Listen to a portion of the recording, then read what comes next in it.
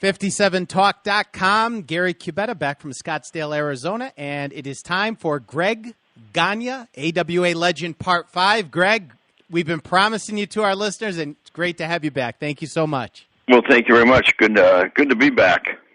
Here at 57talk.com. Now, I've got a few questions, and then we're going to go into some classic AWA wrestling. I want to start off with Tom. Hope you ask a few questions, okay, right, Greg? Yeah, that's fine. Okay. Hope you asked Greg a lot about the last years of the AWA. If nothing else, it was very unusual. I stopped watching in late 87, although Hennig became champ right after that. Seemed like they had a lot of guys come in. His question is this. Were there enforcers in the AWA, Greg, just in case, somebody needed to be an attitude adjustment? No, not really. Your dad had some of the toughest guys ever, Billy Robinson, the Iron Sheik. It was never necessary? No, we never. That was not the reason. Those people were good wrestlers, and that's, that was Vern's background, was wrestling. And that was his presentation of the sport. Right. Was you had to be able to wrestle, and that's when we went through, his training camp. The guys today don't understand how hard that was. It was 6 hours a day, 6 days a week.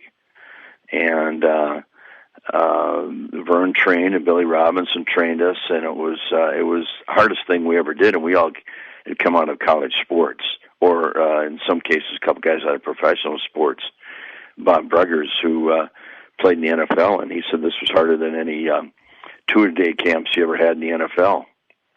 And we were taught to wrestle, taught how to get into a hold and out of a hold, and then at the end of the training camp, we always were taught submission holds, so that if we ever got into a situation where we had a problem, we could defend ourselves.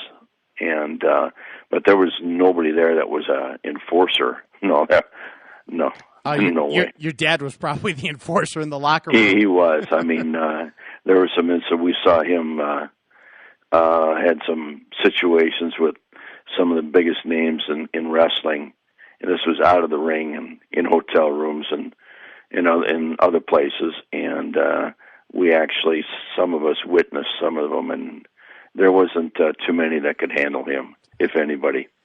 Next question from Dan. He says, can you ask Greg about Bruiser Brody and Stan Hansen? I know they had, crazy run in the AWA around 85, 86, 87. I've asked Nick Bockwinkel about Brody, and he's very negative on him. He looks at Stan Hansen a little bit more with a comedy eye. What was your opinion of Brody and Hansen? Well, they were tremendous talents, without a doubt. It was just they had their way of doing things, and they wanted to do everything their way and not really the promoter's way. And that's why both of them, their success was in Japan. They drew well, when they were here in the United States, but if you notice, they never lasted in a at that time a territory for very long. Because they had their idea of the way it should be, and it was their way, and that was the only way they wanted it to be. But as far as talents, without a doubt, in the ring, they were both talented. They both did great interviews. They moved phenomenal in the ring. I know Jim and I had to meet Hansen and Brody in Japan in a tournament, 2 different occasions, and that was their home turf. And they were very physical matches. That's all I can say. They were very, very physical. Okay, next question from Joe. Hi, Gary. Just wanted to drop you a line and say I love the interviews. You can't do too many. I hope you won't let the internet idiots stop you. I guess he's referring to well, we won't say. But anyway. I don't know. Who do they refer to? I don't know them that much what's going on anymore. So bring me up to date. You're better off, Greg. Okay, let me continue. If you get a chance, I'd like to hear Greg's thoughts on Jim Barnett. Did you have any involvement with Barnett? Jim Barnett was actually, Jim Barnett and my father got started together in 1952 or 51. Jim was a writer for Fred Cole in Chicago. But Jim had a very good feel for talent, and Vern had a great feel for talent, and they both had a great feel for what television could and was doing for professional wrestling at that time. It was the first major sport on network TV, and it consumed the whole United States. And we weren't back at that time, but it was much like what happened with McMahon when he exploded on the national scene, even to more of an extent than that. And my father and Jim became very good friends, promoted a lot together until Jim eventually opened up a promotion in Australia and was very successful with it. Jim had a tremendous knack and a feel for the business and the talent. And I can only say good things about the man. I only had a chance to work for him for 2 weeks. Jim and I were brought into Atlanta to wrestle Bob Orton Jr. and Dick Slater. They were their champions. And we had some sensational matches the first 2 nights we were there with Crazy Luke Graham and... I can't remember the other guy's name. Rip Hawk. Oh, Rip Hawk. Okay. And they were near the end of their careers, but we absolutely tore the place apart 2 nights in a row. Oh, wow. And after that, the booker at that time, what happened was a lot of the other matches couldn't follow us. So the booker was a good friend with one of the guys who was in the main events, who was getting a big push. I'm not going to say any names there. They decided to book us against Bob Backlund and Jerry Briscoe the next week we were down there. Right. And, it was not helping any of us. And we were trying to figure out, why we came down here for one reason, is Jim Barnett wanted us to, see what would happen with Orton and Slater. And, they turned them while we were there so that we didn't have to work with them.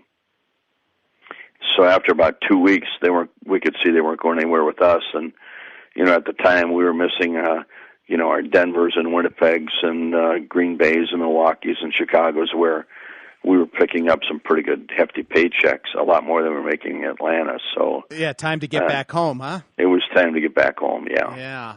We just it was something my dad had always told us about. He said, when you work in the South, it's very different than the way we do it here.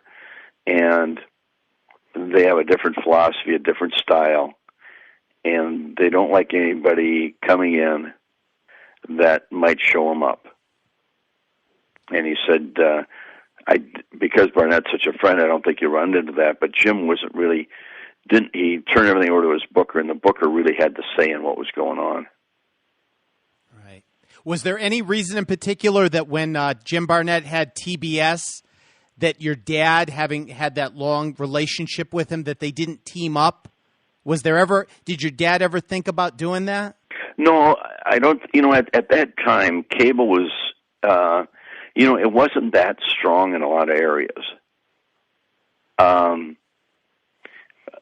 Here in Minnesota, I mean, it didn't even put a dent into ratings or everything, or why anybody would watch that over the AWA. And I don't think, and it goes back to the mentality at that time, and you have to go back into the 70s and 80s when all this explosion of cable TV was getting ready to go. Nobody believed that it would work.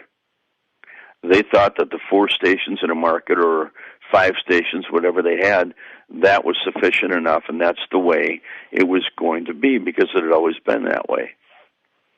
And nobody saw the impact at that time that cable TV was going to have on television in general, not just wrestling. Right. So it kind of took everyone by surprise a bit. Well, the first one that really bothered Vern is when Vince McMahon Sr. put, some of the garden matches on HBO, and that was coming in stronger than TBS was to a lot of the areas. And I know Vern called Vince Sr., and Vince said, don't worry, it's not going to hurt you.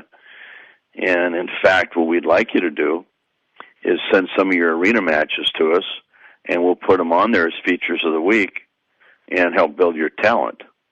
You know, little did anybody know that Vince Jr. would take over, and all he was doing was getting visibility for those guys he was going to go steal.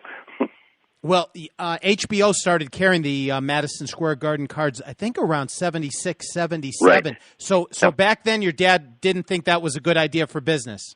No, he didn't. He thought he called him and Vince Sr. were close, and he called him and he said, Vince, I just don't think this is good for anybody. I think it's going to hurt us all in the long run. And he told us, you know, don't worry about it. And it was a couple years later when they decided to start. Some of the promoters around the country would feed him some of their highlight matches in the arenas. Yeah.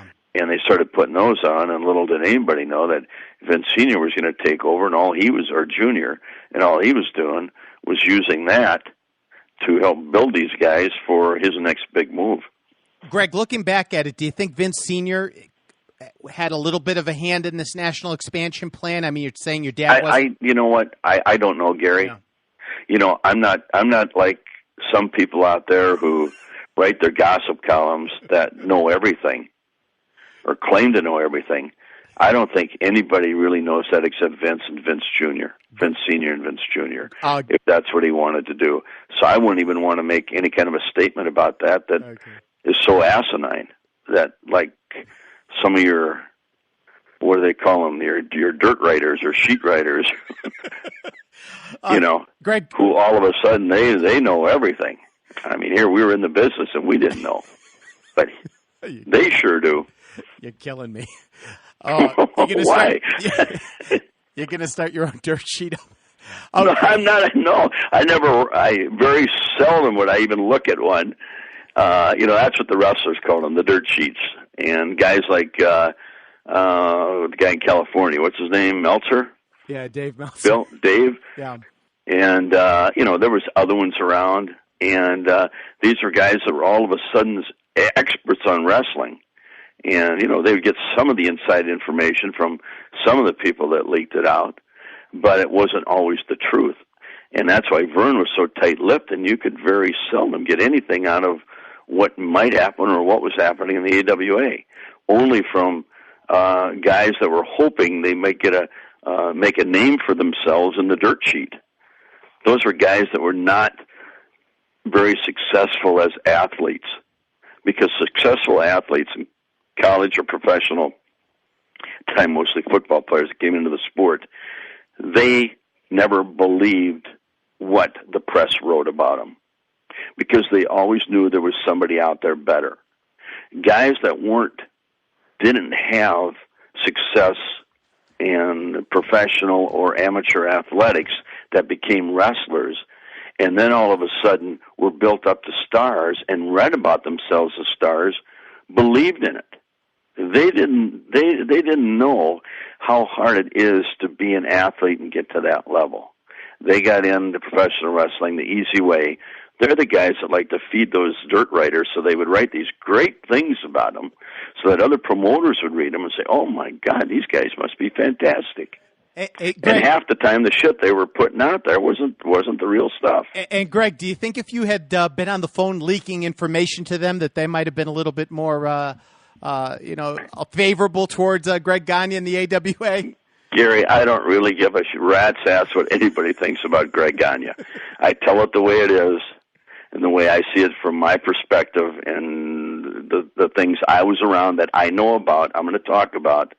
And my dad always told us, be forthright and truthful, and don't lie and don't exaggerate. And that's what we don't do. And don't believe your own publicity. And his philosophy is, don't talk about yourself. You never talk about yourself. If you're good enough, your action speaks for the words, will speak the words for you, and you will be successful. And that's what we live by. That's the Gagne tradition. Period. Okay, next question. Bar none. Okay, next question's from Doug. Questions for Greg. Number one, is it true that Greg's father never liked the original Sheik, and if so, why? Well, I don't know if he ever. Well, he didn't like his style. You know, it wasn't a match when you got